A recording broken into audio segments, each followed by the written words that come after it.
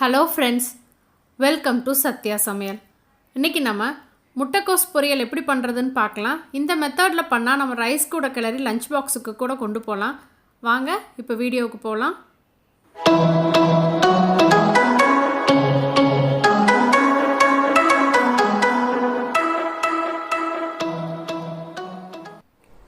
Medium size உள்ள ஒரு பெரிய வெங்காயத்தை பொடியாக கட் பண்ணி வச்சுருக்கேன். கொஞ்சமாக கறிவேப்பிலை எடுத்து வச்சுருக்கேன். நீங்கள் சின்ன வெங்காயம் வேணாலும் பயன்படுத்திக்கலாம்.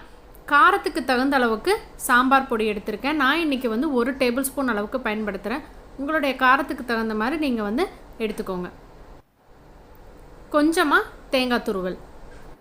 400 கிராம் அளவுக்கு முட்டைக்கோஸ் எடுத்து இந்த அளவுக்கு பொடியாக கட் பண்ணிவிட்டு 2-3 வாட்டி அலசிட்டு நல்லா தண்ணியை வடிய வச்சு அதுக்கப்புறமா நம்ம பயன்படுத்திக்கலாம். ஏன்னா முட்டைக்கோஸே தண்ணி விட்டு வேகும். கடாய் வச்சுட்டு 1 டேபிள் ஸ்பூன் அளவுக்கு தேங்காய் எண்ணெய், உங்களுக்கு தேங்காய் எண்ணெய் பிடிக்கலைன்னா நீங்கள் கடலை எண்ணெய் கூட பயன்படுத்திக்கலாம்.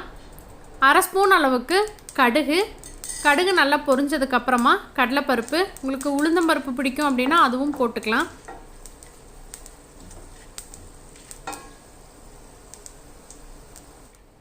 பருப்பு எல்லாமே நல்லா வறுபட்டதுக்கப்புறம் நம்ம வெட்டி வச்சுருக்க பெரிய வெங்காயத்தை சேர்த்துக்கலாம். சின்ன வெங்காயம் போட்டோம் அப்படின்னா இன்னும் ரொம்பவே டேஸ்ட்டாக இருக்கும். கூடவே கறிவேப்பிலையும் சேர்த்து வதக்கி விட்டுக்கலாம். வெங்காயம் ஓரளவுக்கு வதங்கினா போதும். நம்ம வெட்டி வச்சுருக்க முட்டைக்கோஸை இதில் சேர்த்துக்கலாம். நான் இன்றைக்கி தண்ணி எதுவும் சேர்த்தாம தான் இந்த பொரியல் பண்ண போகிறேன்.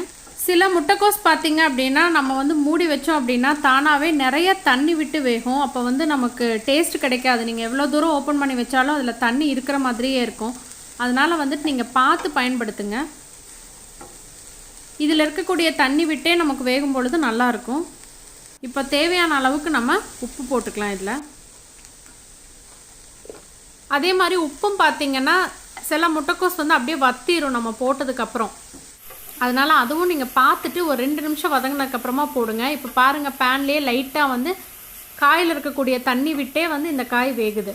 நம்ம தண்ணி சேர்த்தாமல் காயில் இருக்கக்கூடிய தண்ணியிலே வெந்தது அப்படின்னா நல்லா டேஸ்ட்டாக இருக்கும் பொரியல். முக்கால்வாசி வெந்ததுக்கப்புறமா நம்ம சாம்பார் பொடி, நான் சாம்பார் பொடி எப்படி பண்ணுறதுன்னு சொல்லிட்டு ஏற்கனவே அப்லோட் பண்ணியிருக்கேன். அதுவும் செக் பண்ணி பாருங்கள். சாம்பார் பொடி போட்டு சாம்பார் பொடியினுடைய பச்சை வாசனை போகிற வரைக்கும் நல்லா கிளறி விட்டுக்கலாம். இப்போ பாருங்கள், சாம்பார் பொடி போட்டதுமே அடியில் பிடிக்க ஆரம்பிக்குது. அதனால தான் நம்ம முட்டைக்கோஸ் முக்கால்வாசி வெந்ததுக்கப்புறம் நம்ம சாம்பார் பொடி சேர்த்தணும் அப்படின்னா நமக்கு பொரியல் நல்லாயிருக்கும். முன்னாடியே சேர்த்திருந்தோம் அப்படின்னா அடி பிடிச்சிட்டே இருக்கும். அப்போ பார்த்திங்கன்னா பேனில் அடியில் ஃபுல்லாக மசாலா ஒட்டிக்கும், காயில் இருக்காது. அப்போ டேஸ்ட் கிடைக்காது காயில்.